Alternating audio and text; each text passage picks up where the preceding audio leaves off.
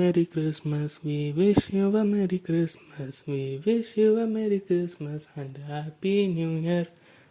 கடைசி இந்த பாட்டை ஸ்கூலில் பாடினது, அதோட இப்போ தான் பாடுறேன்.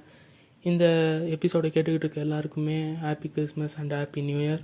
என்னடா கடைசியாக யூடியூப்பில் எபிசோடு அப்லோட் பண்ணுறப்போ இதோட நான் உங்களை நெக்ஸ்ட் இயர் தான் வந்து மீட் பண்ணுவேன் அப்படின்னு சொல்லிட்டு இப்போ கிறிஸ்மஸ்க்கே வந்திருக்கேன் அப்படின்னு நீங்கள் கேட்குறது எனக்கு புரியுது. சின்னதாக ஒரு பிரேக் எடுத்துகிட்டு வந்தால் எனக்கும் அடுத்தடுத்து கண்டென்ட் வந்து அப்லோட் பண்ணுறதுக்கு கொஞ்சம் நல்லா இருக்கும் அப்படின்னு ஃபீல் பண்ணதுனால தான் நானே வாண்டடாக எனக்கு அந்த பிரேக்கை வந்து கொடுத்துக்கிட்டேன். அண்ட் அது இப்போதைக்கு போதும் அப்படின்னு நினச்சதுனால தான் திரும்பி வந்திருக்கேன். அதோட நான் சேனல் ஆரம்பித்த 3 மாதத்துலேயே இது வரைக்கும் 2 ஃபெஸ்டிவல் வந்துச்சு. ஆனால் அந்த 2 ஃபெஸ்டிவலுக்கும் அந்த 2 ஃபெஸ்டிவல் அன்றைக்கி ரிலீஸ் ஆன படத்தை பற்றி தான் பேசினேனே தவிர அந்த ஃபெஸ்டிவலை பற்றி மென்ஷன் பண்ணி நான் எதுவுமே பேசினது கிடையாது. அது போக கிறிஸ்மஸ் அன்றைக்கி எனக்கு நிறைய மெமரிஸ் இருக்கிறதுனால அது எல்லாத்தையுமே வந்து ஒன்றா திரட்டி ஒரு எபிசோடாக போடணும் அப்படின்னு ஆசைப்பட்டு இன்றைக்கி இங்கே கிளம்பி வந்திருக்கேன்.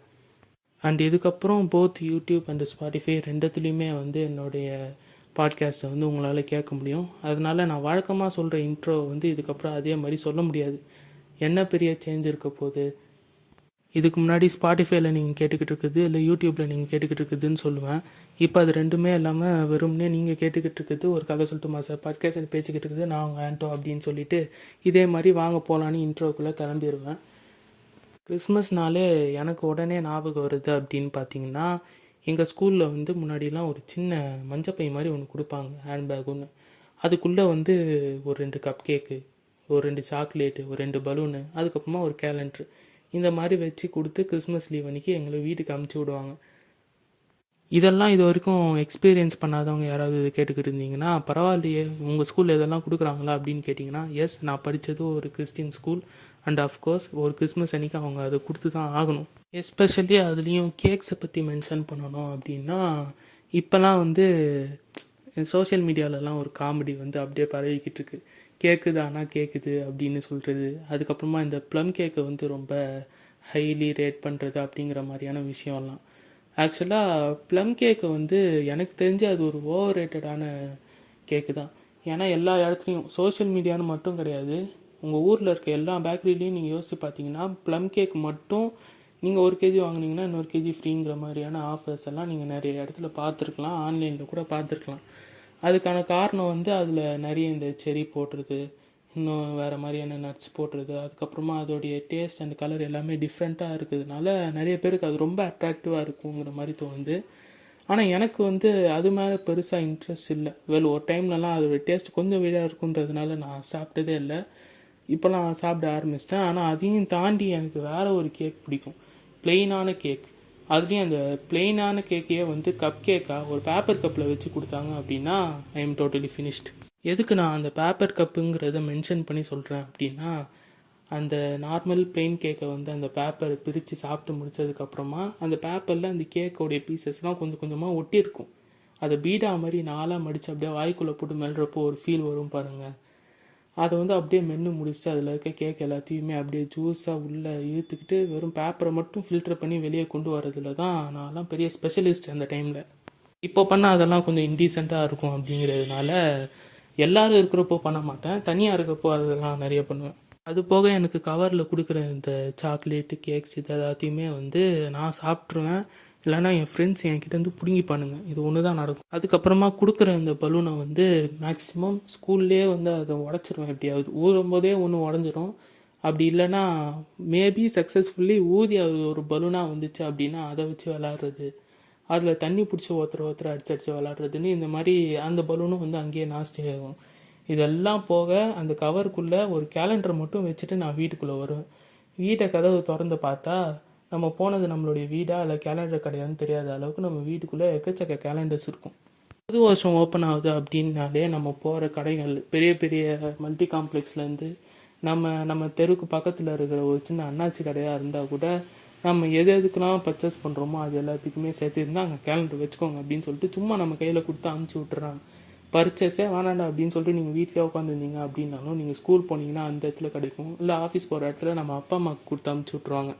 அதுலேயும் ஒரே ஒரு கேலண்டர் தான் நம்ம வந்து டேட் பார்க்கறதுக்கு யூஸ் பண்ணுவோம். மீதி கேலண்டர்லாம் வந்து என்ன பண்ணுவோம்னா இந்த ஸ்லாப் கடியில் வைக்கிறது, செல்ஃப் யார் வீட்லையாவது துணி அடிக்கிற செல்ஃப் இருந்துச்சுன்னா அதுக்கு கீழே வைக்கிறது தான் அந்த மாதிரி மல்டி பர்பஸ்க்கு வேஸ்ட் பேப்பராக யூஸ் பண்ணிக்கிறது.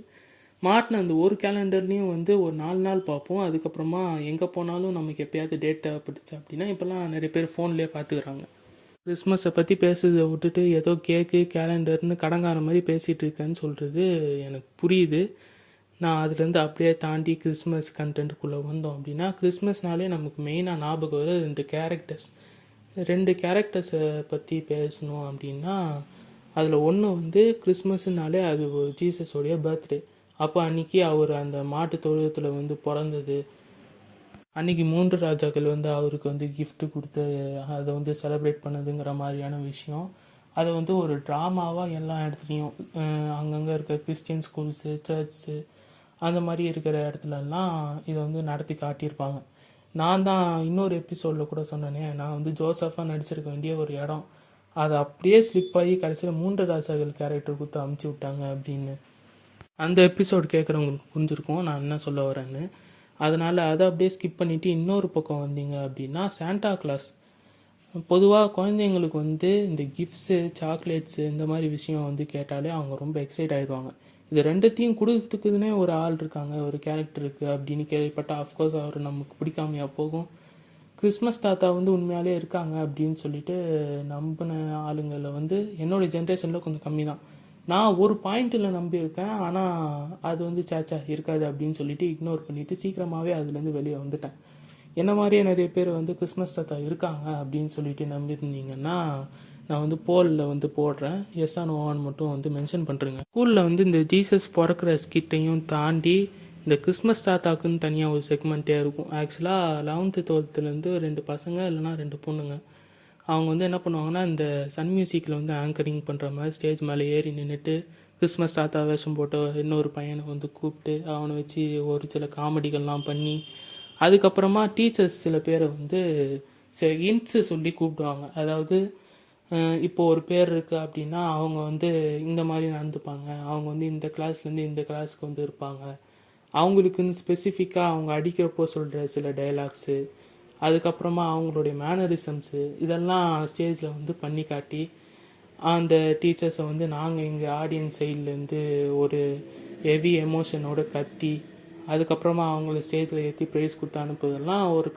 காரணமாக ரொம்ப வருஷமாக எங்கள் ஸ்கூலில் நான் இருந்த வரையும் நடந்துக்கிட்டு இருந்துச்சு. இப்போ அதே மாதிரி நடக்குது அப்படின்னா எனக்கு தெரியாது. அப்போ அதெல்லாம் ரொம்ப பெரிய விஷயம் மாதிரி பார்த்துக்கிட்டு இருந்தேன். பட் இப்போ நினச்சி பார்க்குறப்போ கொஞ்சம் கிரிஞ்சாக இருக்குது. அதுக்கப்புறம் சாண்டா கிளாஸ் வந்து இந்த ஸ்கூலுக்கு மட்டும்தான் ஒருத்தர் வேஷம் போட்டு வராரா அப்படின்னு கேட்டால், சர்ச்சஸ்லேயும் வந்து அங்கங்கே கிறிஸ்டியன்ஸ் வீட்டிலலாம் போயிட்டு ஃபாதர்ஸ் வந்து வீட்டை பிளெஸ் பண்ணுறப்போ கிறிஸ்மஸ் தாத்தா வேஷம் போட்டு அங்கேயும் ஒரு ஆள் வந்து நம்ம கூட ஒரு சாக்லேட்டை கொடுத்து இது பண்ணுறது, அதுக்கப்புறமா அவரும் சேர்ந்து டான்ஸ் ஆடுற மாதிரியான சில விஷயங்கள் பண்ணுறதுங்கிறது எங்கள் ஊரில் வந்து காலங்காலமாக நடந்துக்கிட்டு இருக்குது. அஃப்கோர்ஸ் எல்லா ஊர்லேயும் அப்படி தான் நடக்கும். அதுக்கப்புறமா அப்படியே இந்த டெக்கரேஷன் சைடு பக்கம் வந்தோம் அப்படின்னா, இந்துஸ்லாம் வந்து இந்த கிருஷ்ண ஜெயந்தி அதுக்கப்புறமா வேறு சில ஃபங்க்ஷன்ஸ்லாம் வந்து அவங்க வீட்டுக்குள்ளேயே இந்த கொலு வைக்கிறதுங்கிற மாதிரி எங்கள் வீட்லேயும் வந்து செட்டப்லாம் வந்து நாங்கள் பண்ணல. ஆனால் நிறைய கிறிஸ்டின்ஸ் வீட்டர்ஸ்லாம் வந்து நான் பார்த்துருக்கேன். என்னென்னா குடில் வச்சு அதுக்குள்ளே இந்த ஜீசஸோடைய சுரூபம், அதுக்கப்புறமா மேரி மாதாவுடைய சுரூபம், அதுக்கப்புறமா ஆட்டுக்குட்டியோடைய சின்ன சின்ன பொம்மைங்கன்னு எல்லாம் வச்சு ஒரு செட்டப் மாதிரி பண்ணுவாங்க. அதெல்லாம் வந்து மேக்ஸிமம் பெரிய பெரிய இடங்கள், அதுக்கப்புறம் வீட்டுக்குள்ளேயே பண்ணுறதா இருந்தால் கொஞ்சம் ஹையர் மிடில் கிளாஸ் ஃபேமிலி அந்த மாதிரி ரேஞ்சில் தான் வந்து பண்ணுவாங்க. அதுலேருந்து அப்படியே ஒரு ஸ்டெப் இறங்கி பிகினர் லெவலில் வந்தோம் அப்படின்னா கண்டிப்பாக ஸ்டார் மாட்டுவாங்க எல்லார் வீட்லேயுமே. டிசம்பர் மாதம் ஸ்டார்ட் ஆயிடுச்சு அப்படின்னாலே நம்ம வீட்டில் இருக்க பழைய ஸ்டாரு ஒரு வேளை அதுவும் செட் ஆகலை அப்படின்னா புதுசாக ஒரு ஸ்டாரை வாங்கி அதை வந்து அந்த வீட்டு வாசலில் கட்டி ஒரு மாதம் ஃபுல்லாக அது அந்த வாசல்லே இருக்கிறது வந்து ஒரு மாதிரி ப்ளசண்ட்டாக இருக்கும். இது எல்லாத்தையுமே தாண்டி கிறிஸ்மஸ்ஸு நியூ இயர் இது ரெண்டுத்துக்குமே வந்து மாறாத ஒரு விஷயம் அப்போலேருந்து இப்போ வரைக்கும் என்னென்னா லீவு தான். கன்ஃபார்மாக லீவு வந்து எல்லாருக்குமே வந்து கொடுத்துருப்பாங்க. ஒரு கிறிஸ்மஸ்லேருந்து நியூ இயர் வரைக்கும் லாங் வீக்கெண்ட் மாதிரி எல்லாருக்குமே வந்து அமைஞ்சிருக்கும். அந்த டைமில் வந்து நம்ம ஃபேமிலியோட டைம் ஸ்பெண்ட் பண்ணுறது, கிறிஸ்மஸ்க்குன்னு வந்து நாங்கள் ஸ்பெஷலாக நிறைய கேக் கட்டிங், அதுக்கப்புறமா எங்களுக்குன்னு ட்ரெஸ் எடுக்குது அந்த மாதிரி விஷயம் இருக்கும். மீதி பேர் நான் கிறிஸ்டின்ஸாக இருந்தீங்கன்னா கூட அவங்களும் அவங்க ஃபேமிலியோட ஜாலியாக அந்த வீக்கெண்டை வந்து டைம் ஸ்பெண்ட்ற மாதிரி அவங்களுக்கும் அமைஞ்சிருக்கும். நான் இவ்வளோ நேரம் சொல்லிட்டு வந்த விஷயம்லாம் வந்து நீங்களும் உங்கள் லைஃப்பில் எக்ஸ்பீரியன்ஸ் பண்ணிருப்பீங்க. இல்லை உங்களுக்கு வேறு மாதிரி கிறிஸ்மஸ்னால் எனக்கு வந்து இது ஸ்பெசிஃபிக்காக ஞாபகம் வரும் அப்படிங்கிற மாதிரி விஷயமும் வந்து இருக்கும். அது எல்லாத்தோடைய மெமரிஸுமே வந்து இந்த எபிசோடு வந்து தூண்டும் அப்படிங்கிற ஒரு நம்பிக்கையோட நான் இன்றைக்கி வந்து இந்த எபிசோடு மூடிட்டு அப்படியே கிளம்புறேன். அண்டு ஸ்பாட்டிஃபைலேயே திரும்ப எபிசோடு ஆரம்பித்ததுக்கும் அதுக்கப்புறமா ரொம்ப மாதமாக ஸ்பாட்டிஃபைல வந்து எபிசோடை அப்லோட் பண்ணாமல் அப்லோடே பண்ண முடியாதுன்னு சொல்லாமல் யூடியூபுக்கு எல்லாருமே டேக் டைவர்ஷன் எடுத்து அனுப்பிவிட்டியே இப்போ என்ன திடீர்னு மறுபடியும் ஸ்பாட்டிஃபை பக்கம் வந்திருக்கு அப்படின்னு நீங்கள் கேட்டிங்கன்னா இது எல்லாத்துக்குமான ஆன்சரை வந்து நான் தனியாக ஒரு கண்டென்ட்டாகவே ரெடி பண்ணி வச்சுருக்கேன். அது இதோட சேர்த்து போட முடியாது அப்படிங்கிற காரணத்தினால அதை அப்படியே ஷிஃப்ட் பண்ணி நெக்ஸ்ட் எபிசோட அதுதான் ரிலீஸ் பண்ணலாம் அப்படின்னு இருக்கேன். அந்த எபிசோடோட உங்களை வந்து மீட் பண்ணுற வரைக்கும் ஸ்டே டியூன் கைஸ். பாய்.